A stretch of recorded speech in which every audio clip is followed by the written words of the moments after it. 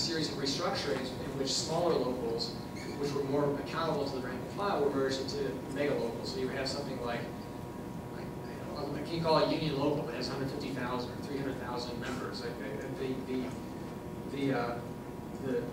SEIU, the old SEIU 1199 in New York City, had on its website at one point, I'm not sure if it's still there, a sentence proudly proclaiming itself being the world's biggest union local. So I don't know if the searches from Washington to the Northeast, if you call that local, I don't know.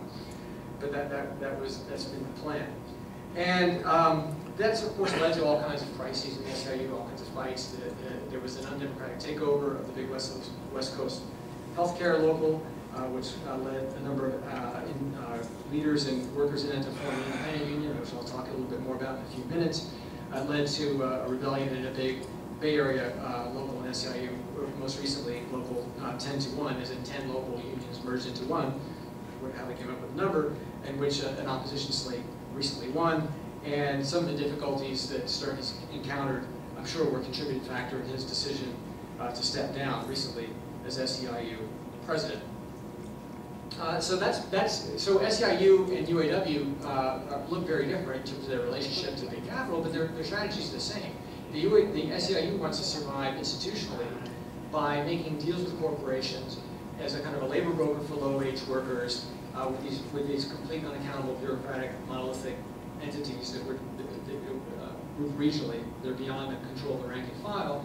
The UAW's plan is to allow this downsizing, but also there was something else which I forgot to mention, which is that they, under the terms of a previous agreement with the auto employers, are now controlling the retiree healthcare fund, which, in the case of General Motors, actually owns stock in General Motors Corporation. So General Motors, at this point, although the boss is Ed Whittaker, who's a NASA union bashing boss when he was head of SBC, AT&T, the actual owners are the United States government and United Auto Workers, be it its healthcare trust.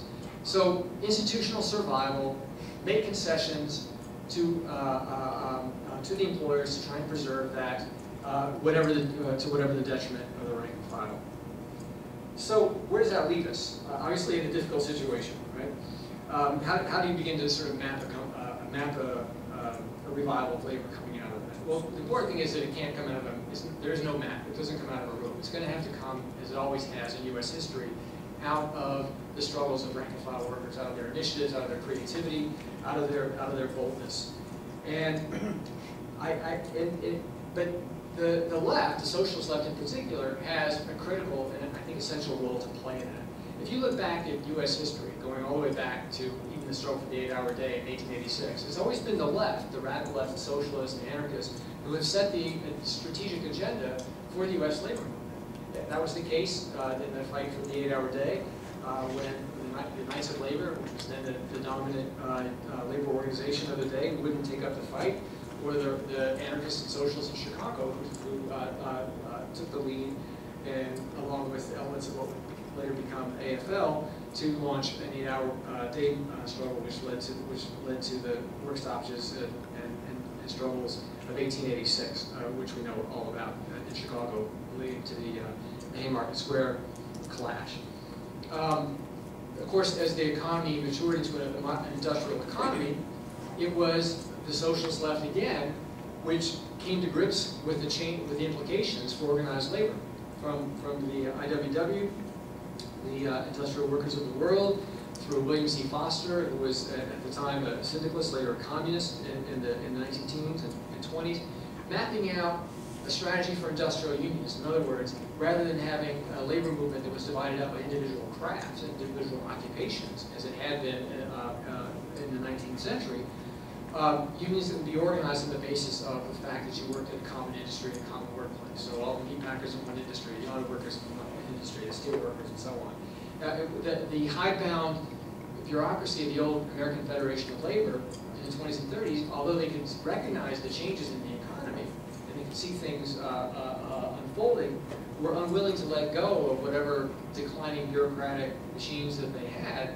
And it was only until they were threatened with irrelevance by an upsurge of labor in the 1930s around the Committee and the Congress of Industrial Organizations, in which the left played a critical role, that the labor movement began to retool itself and swing around and embrace this new worker radicalism.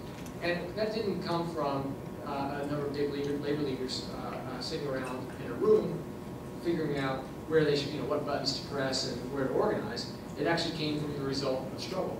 Critically, the number of struggles that lost in the early 1930s, and then critically 3 that won in the year 1934 that saw general strikes in Toledo, San Francisco, and Minneapolis, in which the socialists, communists, Trotskyists all played critical roles. And those struggles paved the way for the organization of the CIO in the 1930s and the labor movement as we came to know it in the heyday of its strength in the 20th century. The CIO. Of course, the AFL and the CIO merged in 1955 with the radicals largely driven out of the movement as a result of the McCarthyite witch hunts and settled into these comfortable institutional relationships that I've been describing. But it's important to note again that the left and radicalism was the impetus in the 1960s for the next and most recent outgrowth of unionism in the public sector. People know people know the fact that Martin Luther King went down to Memphis to march with striking sanitation workers when he was killed in 1968. Workers who were all African American.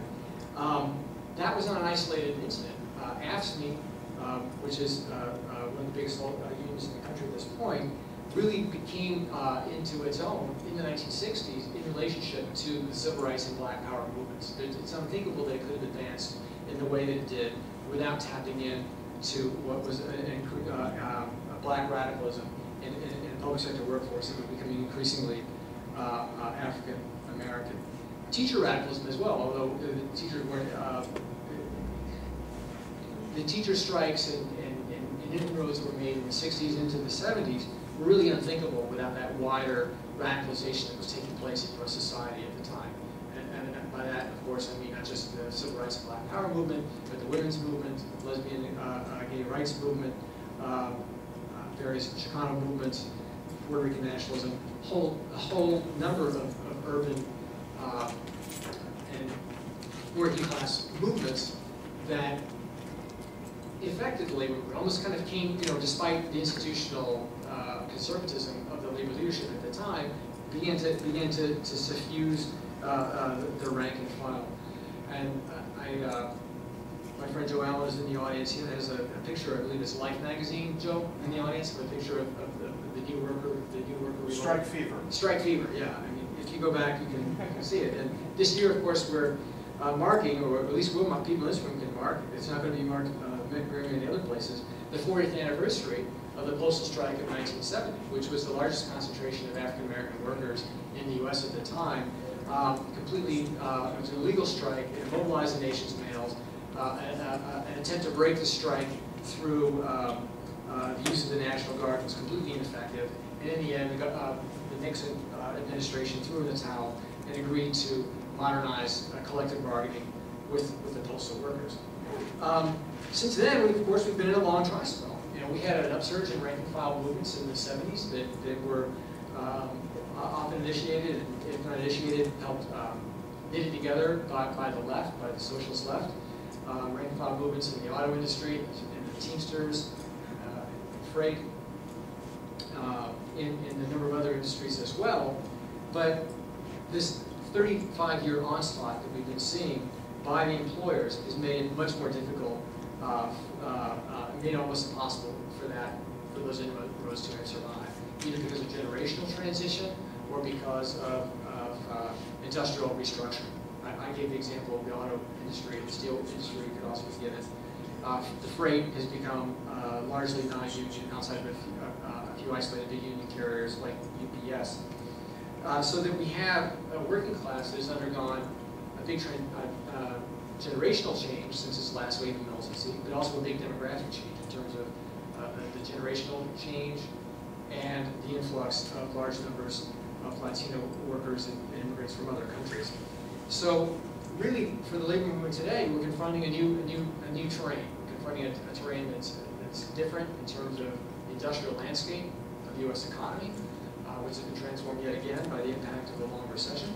And we're confronting a different demographic change, younger groups of workers who have had little, if any, contact with unions directly, perhaps through family members, perhaps through their parents, but who really are cut off from the best of the labor movement, certainly, and perhaps the labor movement as a whole. We have increasingly important centers of manufacturing in the South, which remain a bastion of